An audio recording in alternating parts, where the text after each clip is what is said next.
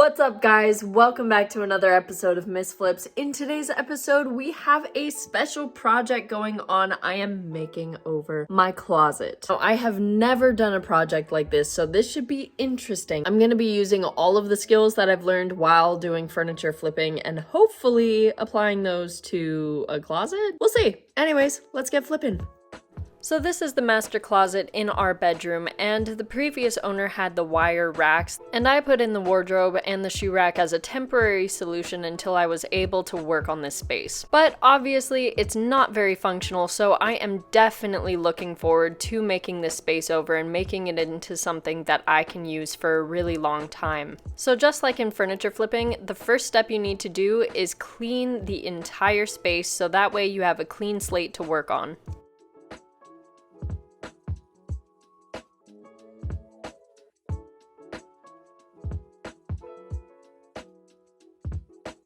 To get this wardrobe out of here, I had to remove the light, and therefore I had to wear a headlamp in order to see what I was doing in this dark space. Last time when I was installing this wardrobe, when I was putting it together, I accidentally just swiped the light and it shattered everywhere, leaving glass all over the closet floor. So this time I'm taking precautions. So we finally got everything out of here, so now that the space is completely cleared, we can get to removing the carpet, removing all of these wire hangers from the previous owners, patching all the holes, removing the trim. I'm gonna actually be removing the popcorn ceilings as well and putting a new light fixture in. So we're gonna be doing all of that before we get started on the build itself. Since most of these holes were going to be behind the build, I wasn't too worried, so I just used some generic wood filler and then sanded it smooth. For the trim, I got these plastic things that I'm pretty sure are made for the interior of cars, but they worked really well to get the trim off, and they didn't put any damage on the drywall at all. In case you're wondering, the reason why we remove the trim first is that way when we build our base, it can sit flush against the wall. That way your closet build will also be against the wall perfectly, and you don't have to worry about compensating for the space between the base and the trim.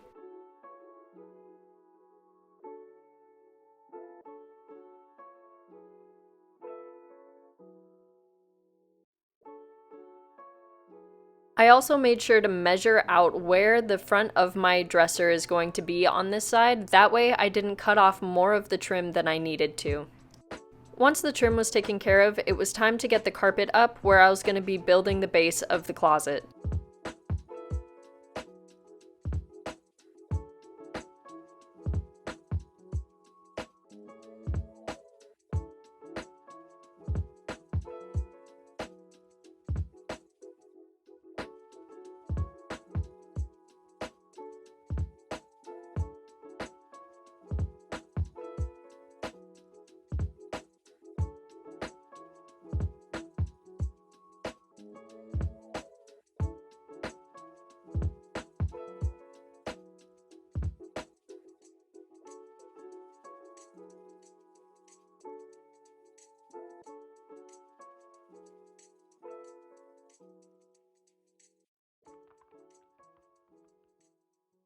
Once everything on the ground level was done, it was time to move up to the ceiling and remove those popcorn ceilings. I tried using this ceiling sander, but the vacuum mechanic of it wasn't working, so dust went everywhere and it was horrible. So I just went with the old-fashioned method and I sprayed it down with water and then scraped it off with a putty knife. I didn't bother removing all of the popcorn that would be covered by the closet build because I thought that that was wasted energy since it was just going to be covered anyways.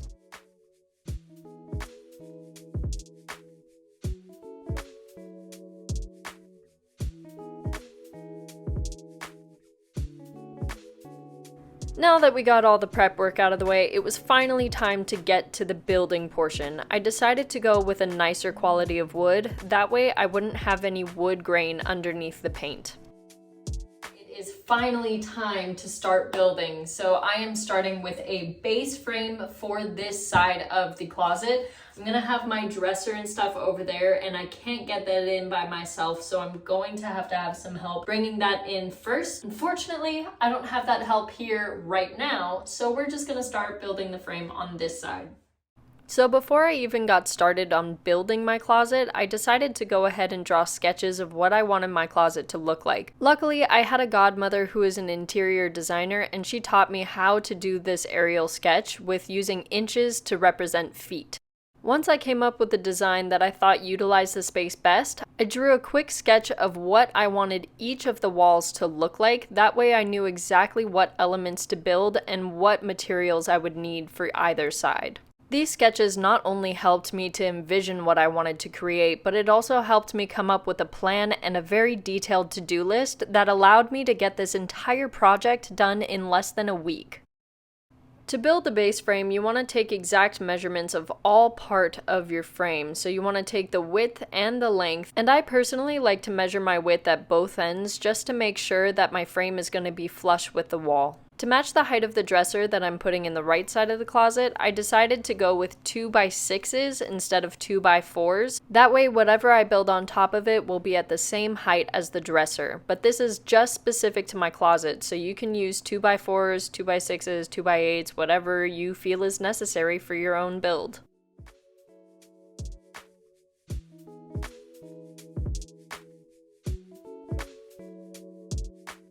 I decided to use a counter screw bit because when I put in the screws, I didn't want to risk having any of the screw heads sticking out and getting in the way of the trim being flush with the rest of the wood.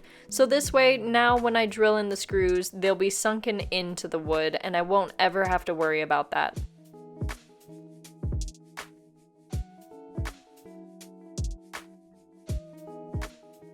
To decide where I needed to place my support beams, I made sure to go ahead and find the studs in the walls now. That way my supports won't be blocking where I need to attach the base to the studs.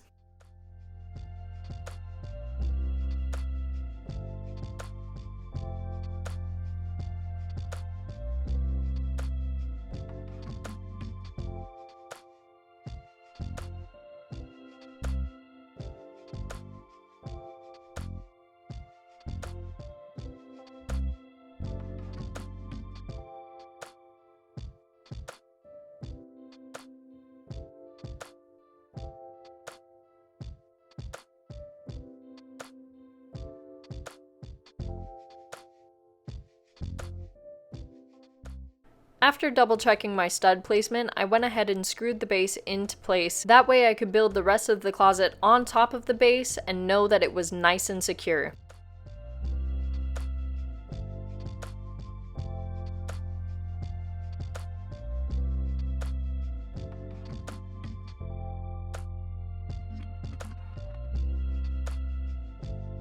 I have no idea how this happened, but I just so happened to have some extra wood from a piece that I worked on earlier this year, and the pieces just so happened to be the perfect width for the base, so I cut the corner off of this one so that it would fit in that awkward space, and then I nailed them into place with my nail gun.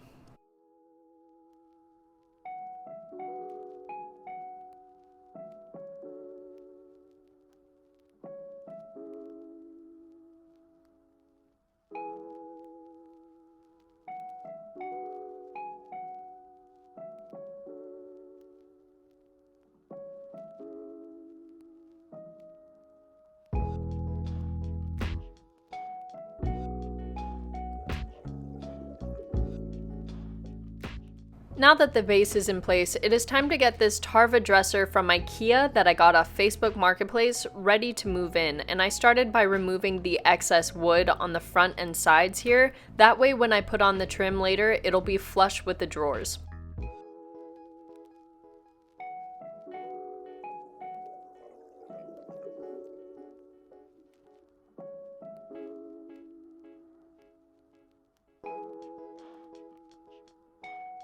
So when I got this dresser off of Facebook, I was really unsure on what to do with the hollowed out base. I thought about taking off the base entirely and just putting it on a base just like the one you saw me build earlier, but instead I decided to build a secret drawer, which I thought would be much more fun. If you would like a full tutorial on how to build the secret drawer, let me know in the comments and I will give a much more detailed video for you guys.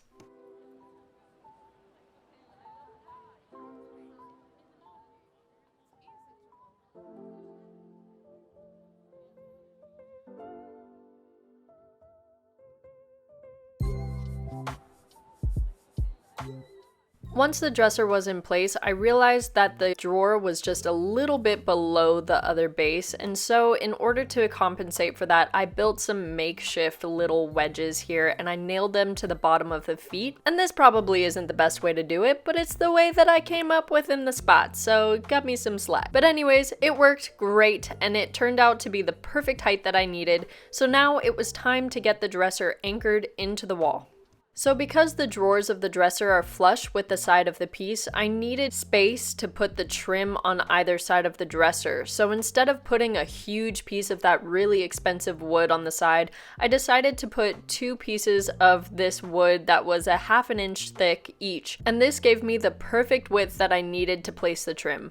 Notice that I made 1 piece of wood as tall as the dresser and 1 a little bit taller. Keep that in mind because we're going to place a shoe rack on top of here and then you'll see why I did that. Before I screwed it into the studs, I wanted to make sure that it was level and place shims when needed so that it would be perfectly level when building the rest of the closet on top of it.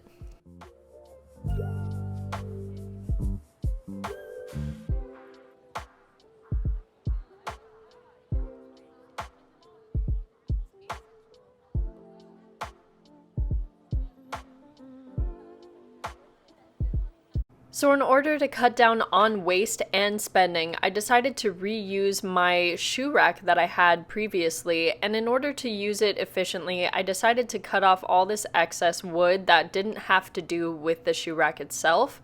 And then once all of that was cut off, I put it into place inside the closet, and this is where the trim comes in. You can't really see it because I'm in the way for most of it, but if you notice briefly in glimpses like this, you can see that the wood from the shoe rack is the same width as the wood that I used for the base of the trim. And then to do the same thing on the other side, I decided to take the shelves that were once inside the shoe rack and nail them to the side. That way it would be the same width all the way around and the trim would not overhang at all. And now that cuts down on the wood that I used as well as the cost, and now all of the wood around the boxes are 1 inch thick, perfect for the trim. Now it was time to do the other side where I nailed in a single piece of wood and then cut down a piece of the plywood that I bought to build the side of the dresser.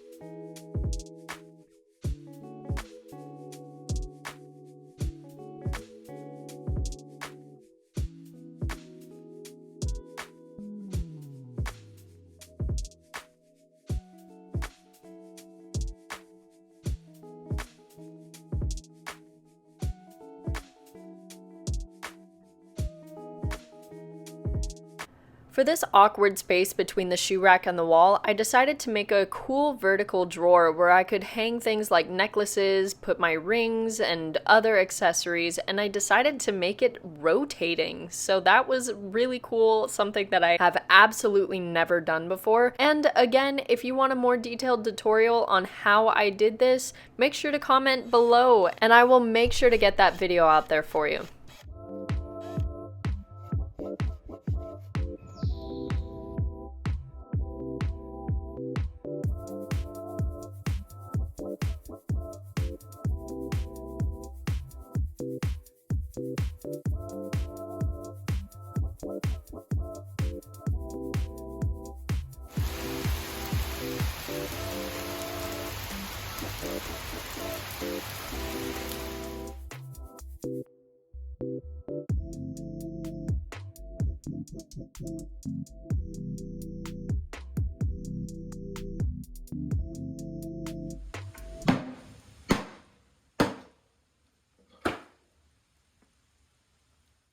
Before bringing this bad boy in, I made sure to put some pieces of wood on the back of it, that way I could anchor it into the studs once it's in place.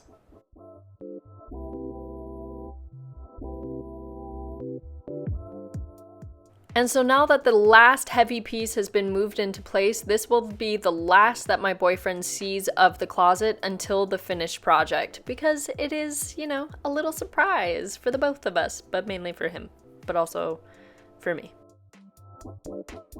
Once this bad boy was secured into the studs, it was time to get the siding cut, and usually I wouldn't put new siding on this considering that it was in pretty good shape to begin with, but I wanted something really secure and solid to drill my closet rods into, that way I wouldn't have to worry about them falling apart over time.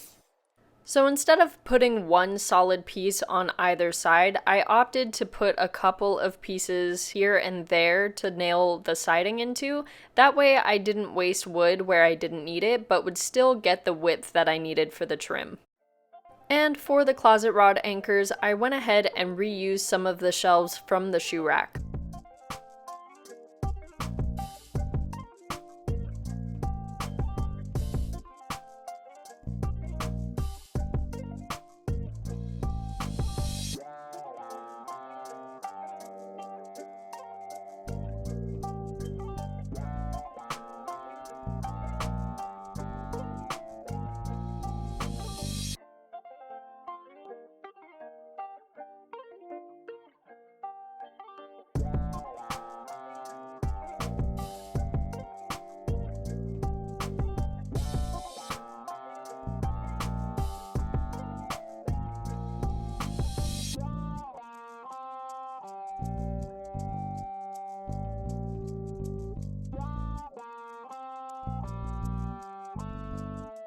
This light fixture definitely gave me a run for my money, but actually it was just my poor measurement skills that actually gave me a run for my money, because when I put it into place, it wasn't flush with the wall. So I decided to put some extra trim on the door side of this wood and have the right side of the wood be flush with this weird corner. And then to fill in that gap, all I did was replace this wood piece here, and then I filled in the rest with wood filler, and it actually turned out to look really good. It didn't even look like a piece was missing. But before I could even see if my wood filler plan would work, I had so much left to do, including building the supports for these shelves, which I just used some recycled pieces of wood, once again making sure to secure them into the stud where I could. For cutting the shelves in this awkward corner, I decided to use this really nifty tool from Northern Tool that helps you get the angle and gives you the exact degree of your angle. And after getting the angle, I was able to twist this little silver piece on top. That way I didn't have to worry about it shifting around.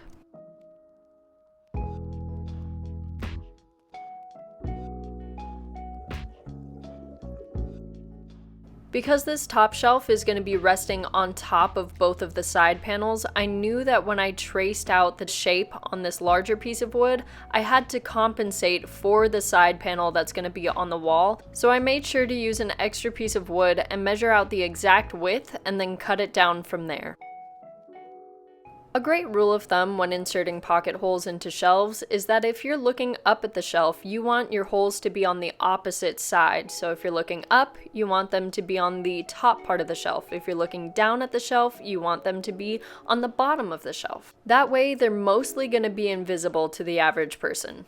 But if you're a perfectionist, feel free to go in with some wood filler and patch up those holes.